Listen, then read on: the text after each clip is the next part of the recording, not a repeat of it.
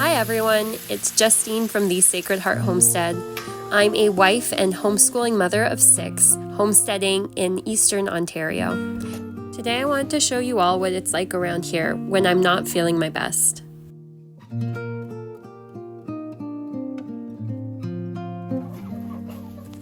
Life over the last few weeks has been incredibly busy. Paired with the fact that the baby hasn't been sleeping well at night, I knew that I was bound to get sick if sickness came in the house, and I wasn't wrong. One of the not so glamorous things about homesteading is that no matter how you're feeling, the chores will always need to get done. The animals always need to be fed.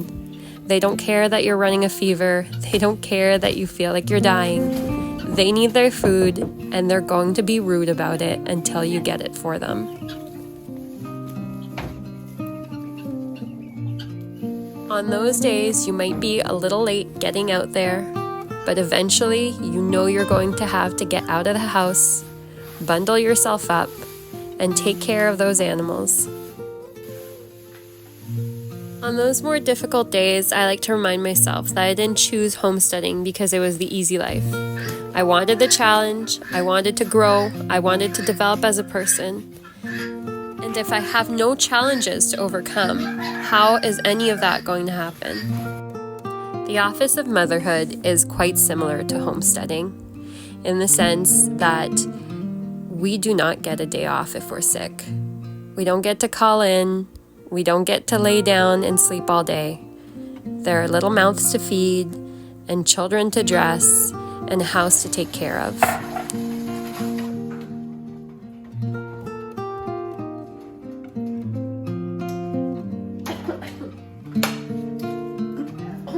So regardless of how we may be feeling, we have to gird our loins and face the day and use our energy efficiently to accomplish the tasks that just can't be ignored.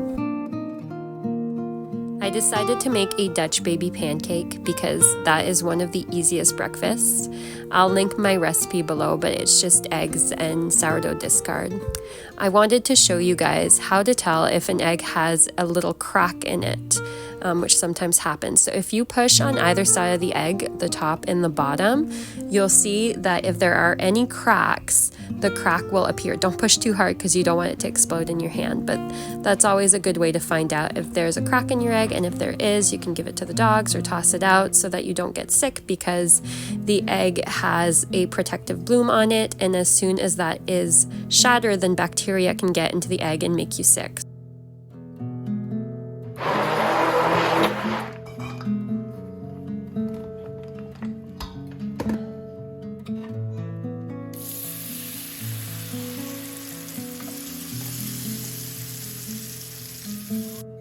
Unfortunately, on the days that I was feeling ill, my husband had to work. And so I was still in charge of the kids, and I was still in charge of the house. But I needed to do everything in an altered way, so I could rest in between tasks. I won't be showing you guys footage of me laying down on the couch, but know that between all the tasks I did this day, I was taking time to rest and to take care of myself. I'm just showing you the highlights, and so if you are feeling sick, or if you think back on the times that you felt sick and think that all I'm doing all day is running around, please be assured that that was not what was going on.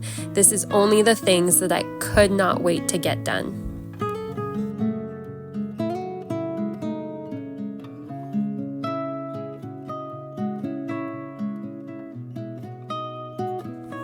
After taking a shower to try and bolster myself up, I had to take care of cheese that I had made the previous day, and so I threw that in a bag and I just put it in the freezer because that was the quickest way to deal with it.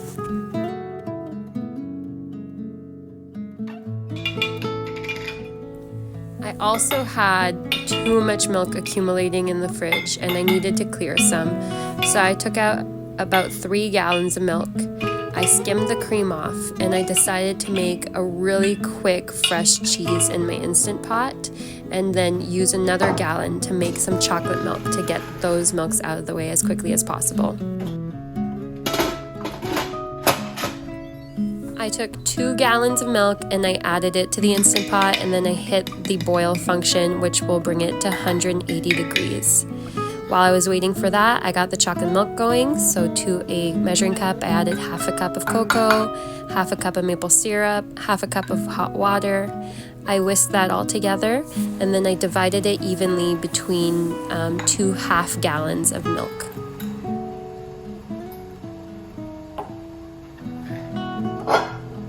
Once it's shaken up, it's ready to drink, and I knew the kids would probably go through both of these in one day. It was nourishing as well, so they'd ask me for less snacks, so I call it a win overall.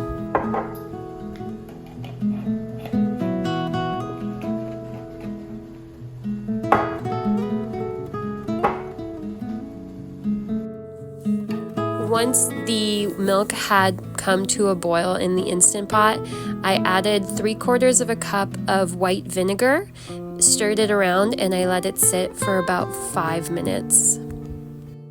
I still needed to deal with all that cream I had skimmed off, and so I added 4 cups of it to a blender, and I blended it on high for a few minutes until I heard a different sound in the blending, and I saw a change in consistency like you see right here. Once it hit that point, I turned it off, and then I started pulsing it a few times until I could clearly see a definition between the butter fat and the buttermilk on the bottom. I then strained off the buttermilk, and I used my cheesecloth to press all the butter pieces together so form one solid block, and I used the opportunity to kind of push out some of the buttermilk.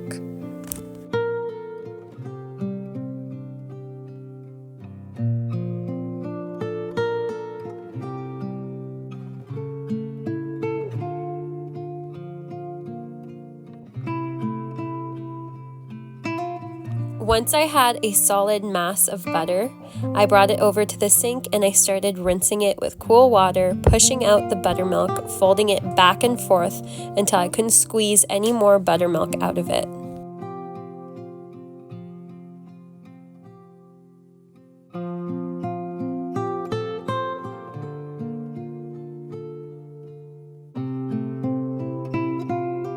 This doesn't need to be perfect.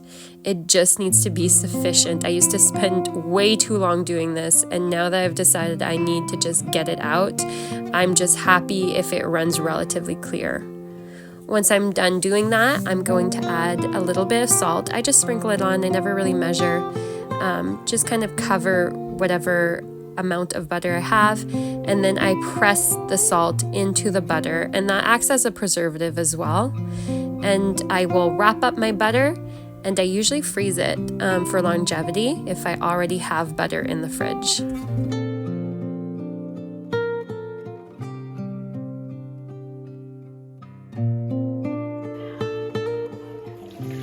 Once I was done the butter, the cheese that I had in the Instant Pot had sat long enough with the vinegar, and so I strained the whey off of that. I used the same cheesecloth, the same strainer. I didn't even bother wiping it down because it's a fresh cheese and I'm not really concerned about contamination.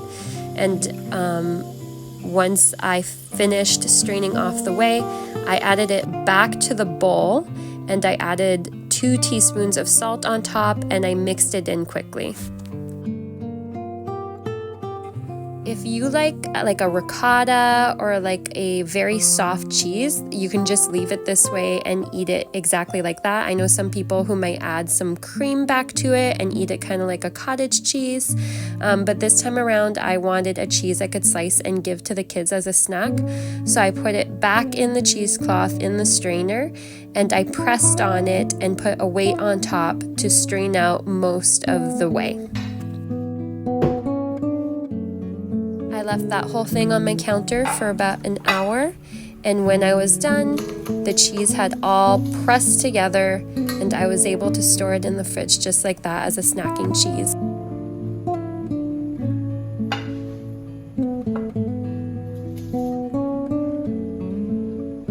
I should have probably called it a day at this point, but I was determined to get my growing lights up so that I could finish up planting my seedlings. And so I went upstairs to our laundry room where I can have the plants safely away from the cats, and I started setting up our lights. My husband got these lights when we lived at our previous house, and we had to set up our grow lights in the basement where there was no window, no sunshine coming in. Here, I don't know if I would have bothered getting growing lights just because we have so much natural light coming in from the window. But because I have them, I might as well use them. So I got those going, and then I headed off to the greenhouse and I started planting all of my week 10 seeds. I showed you guys in a previous video how I organize my seed planting, and I just organize them by putting all the seeds that need to be planted by a certain date into a Ziploc bag, and then when it comes to that date, I pull the bag out and I plant those seeds. So that's what I'm doing over here. However, as I continued planting, I started to feel worse and worse and worse. Thankfully, my parents were over that day and they were watching the kids, and they had also taken care of supper, so I did not need to worry about that. One thing I struggle with is taking time to rest. That's one of the ways that me and my husband really differ. He is a big fan of rest. Like, he's not a lazy person. He will get things done. But he enjoys just like sitting down, having a cup of coffee and resting. And I just feel like I need to be doing things all the time. And so it's no surprise that even after I was done planting those seedlings, I decided that it was a good idea to start incubating some chicken eggs. We have a large incubator. I think it holds about 40 eggs, and I hate it. The kids have a hard time seeing what's going on in it, and I feel like it's just annoying to take care of. And so I think I paid $20 for this incubator, and I figured we'd try it out and just see if it works. But because it was smaller, it was not as loud, and you could see the eggs better, I think it'll be more interesting for the kids to take part in it. It holds 12 eggs, but I bought a hygrometer, which will measure the humidity in it, and so that took the spot of one of the eggs, but I'd rather know what the humidity is in there to keep it under control. And so the kids and I picked some of the eggs that we knew came from our favorite chickens, because we just like to keep hatching the hens that we like, and we put them in there. And my daughter wrote down on the calendar when they were going to hatch, and when we needed to stop opening up the incubator, and when we needed to check to see if there had been any development in them. Maybe I'll take some time to show you guys, either here or on Instagram, what the eggs look like on the inside during the next couple of days.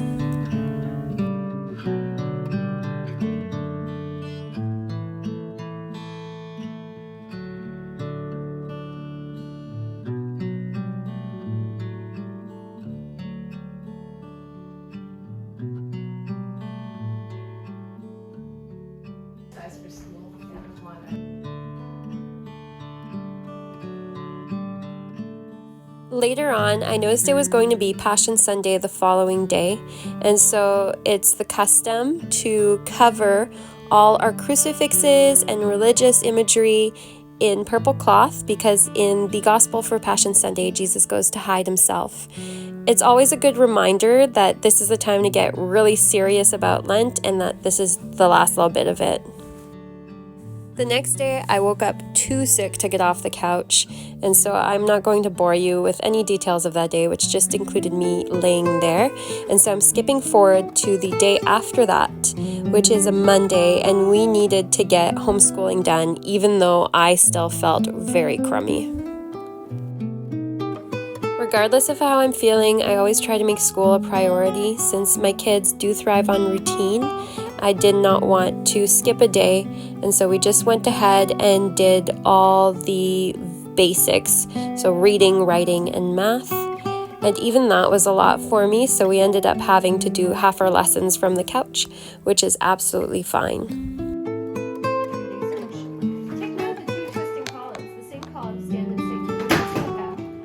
After lunch that day, I felt a little bit better, but what I did notice more predominantly is that the house was a disaster. Me being sick for 4 days and not really being able to keep up with the housework was a little bit too much, and so I decided it was more important for me to take care of getting the house back in order rather than to rest. Which I know for some people that sounds crazy, but for me, living in a house that's just messy and chaotic just doesn't work. So what I decided to do was a whole house reset, and this is when I start at one end of the house and I work my way back, and all I do is I take everything that has been misplaced, all the random odds and ends, and I put it back in its place. This doesn't involve any cleaning really, it's just tidying. So I'm not going to be washing the floors, I'm not going to be doing any kind of heavy scrubbing. All I'm doing is putting things back where they belong. This is a really quick way to get your house under control if you feel like it's gotten to a point where it feels overwhelming. Don't focus on the little tasks like scrubbing the baseboards or washing the floors or anything like that. Just focus on getting everything back to where it goes. It's going to make your house feel so much cleaner, so much faster. And then once you've done that, you can take another day or another hour whenever you have that time to do that really deep scrubbing. I noticed the fridge had gotten way out of control, and so I decided that this was one of the areas I needed to target. And so I took all the leftovers, anything that was going bad out, and I threw all the containers in the dishwasher, and I got that going.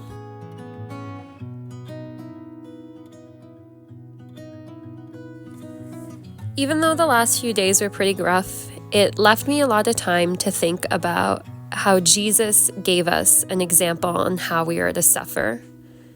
We're not supposed to come at it begrudgingly. We could play martyrs, but we have to choose not to. Like at this moment, instead of cleaning my house, I could be lamenting the fact that my husband and my kids were no help to me when it comes to cleaning the house. But I'm not going to, because what's the benefit of suffering if we do so begrudgingly?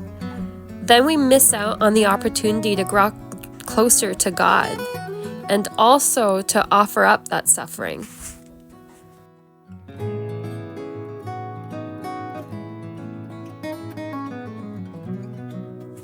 I think that a lot of us, myself included, forget to offer up these small sufferings, like when we have the flu and when we feel crummy, because we like to think that only the big sufferings count, like somehow they're worth more.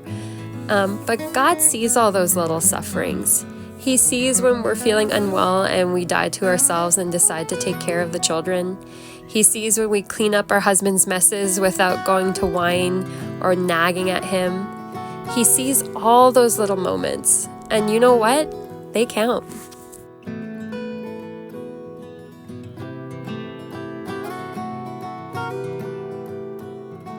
Another thing I've learned since I became a mother is that sometimes it's worth asking for help. For example, on Saturday, my parents came over and gave me a hand with the kids and with supper. That's something that I would have never been able to accept when I was a prideful, new young mother. But as I've gotten older, I realize that I cannot do it all by myself. And so if someone is willing to offer that help, I am mostly willing to take it.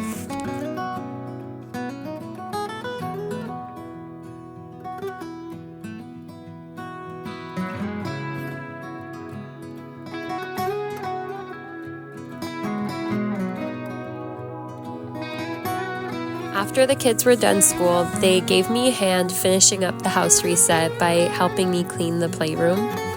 This mess is usually made mostly by the 2-year-old and the 4-year-old, so I was very appreciative to the older kids for helping me out when I wasn't feeling great.